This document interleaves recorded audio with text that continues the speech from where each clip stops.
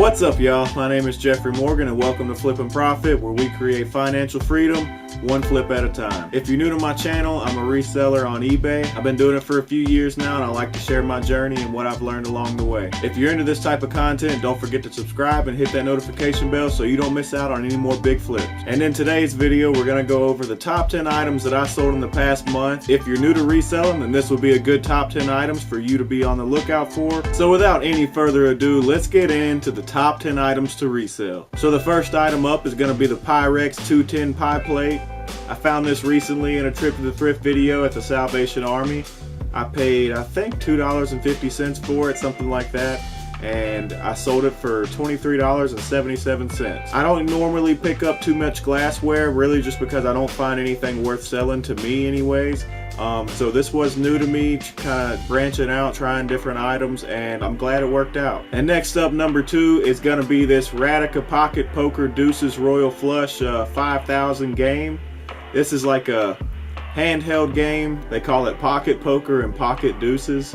A lot of handheld games like this are really good for resale, even when they're old and used like this. I only paid 50 cents, maybe 50 cents or $1 for it at a yard sale, and as you can see, I got $12.77 for it. It was really light, easy to ship, first class shipping, which was really cheap.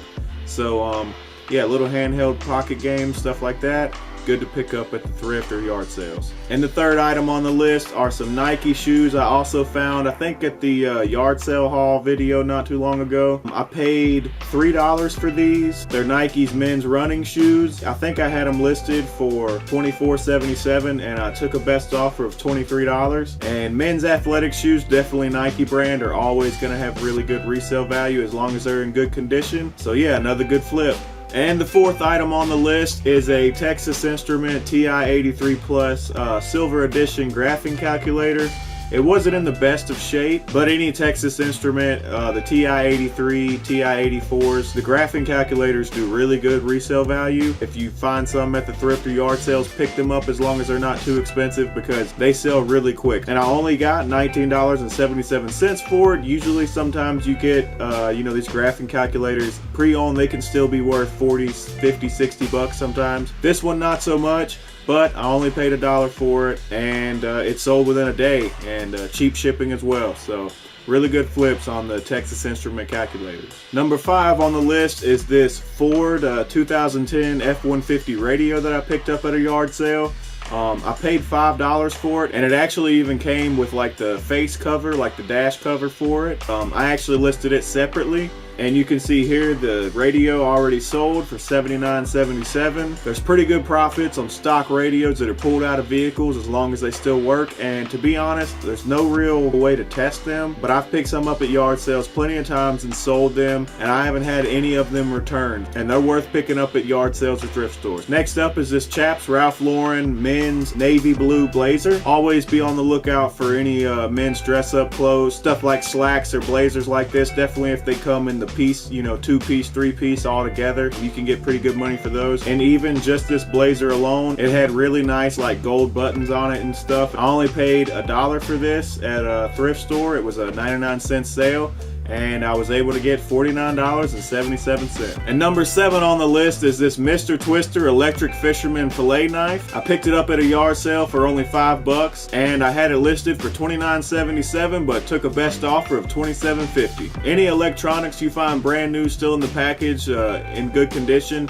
always look it up, do your research. This even had a barcode on it, and I was able to scan it on the eBay app, and a bunch of them popped up saying they sold around $30, so I knew it was a good purchase. And number 8 on the list is a Nintendo 64 combo. This is also something I bought as a bundle at a yard sale. It actually had 3 consoles in it, 8 games, and 6 controllers.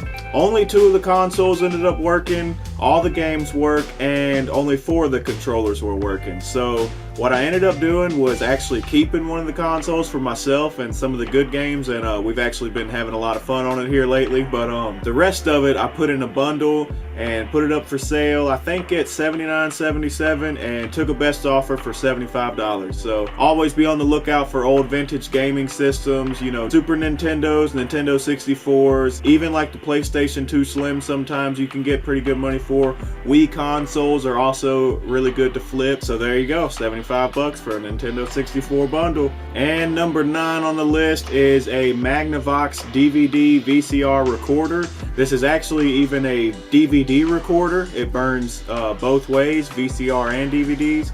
It does not come with the remote, and a lot of people actually, you know, when they find these, they go ahead and purchase a remote off of eBay themselves and sell it as a bundle with the remote. I go ahead, if I don't have the remote, and sell it without it. I had a blank brand new VHS tape laying around, so I put it in there as well with some AV cables that I had laying around to you know, add a little bit more value to my listing. And even though I didn't have the remote, I was still able to get $140 for it. I think I had it listed for $150 and then took a best offer of $140. Can't beat that. And I also picked this up for free at the recycling event. That was in the recent video not too long ago about getting free TVs and other free electronics to resell. If you haven't seen that video, go check it out now. There might be some good information in there for you if you're starting out. So yeah, be on the lookout. DVD players, VCR players, vintage cassette players even sometimes do really well. So do your research, and there's some good profit out there. And the last item, number 10, is actually 5 different items. I had one person contact me. They let me know they were looking at 5 different men's vintage shirts that they wanted. They lived in Australia. They actually told me they have a vintage store there. We got to talking a little bit, and they resell vintage clothing in Australia, and they let me know if, you know, I ever come across any more to send a message, and maybe they'll purchase even more. But either way, they went ahead and picked 5 vintage shirts up from me. Some of them were I've had on the shelves for a long time, and so I was okay with taking, you know, a small offer. And the total amount, which I'll tell you in a minute, was actually a really good offer, so can't beat it. One person buying 5 shirts is going to be cheaper for shipping. So let's get into it. The first one was a vintage Chaps Ralph Lauren shirt. It was a button-up shirt, which I took a best offer of $40. The second one is a vintage Tommy Hilfiger golf shirt. It was purple, had like the Tommy Hilfiger badge on the shoulder sleeve, and took a best offer of $35. The next one is a Nautica men's shirt, vintage multicolored striped shirt. Pretty cool looking shirt. I actually found this in like one of the first trip to the thrift videos that I made, but took a best offer on it of $23. And here's one that, you know, I wasn't too sure about when I picked it up. Waffle knit type jersey type shirt. I don't know, it had a small logo on it, and I think I had it listed for $18.77 and went ahead and took a best offer of $14. So the last one is one of the vintage shirts I just recently picked up in a trip to the thrift video. It's a Tommy Hilfiger vintage polo shirt, multicolored with stripes, you know, pretty cool colorway and stuff. Took a best offer of $29 on it. So the total amount for 5 shirts sold to one person was $141, and that is just awesome. You really can't beat that.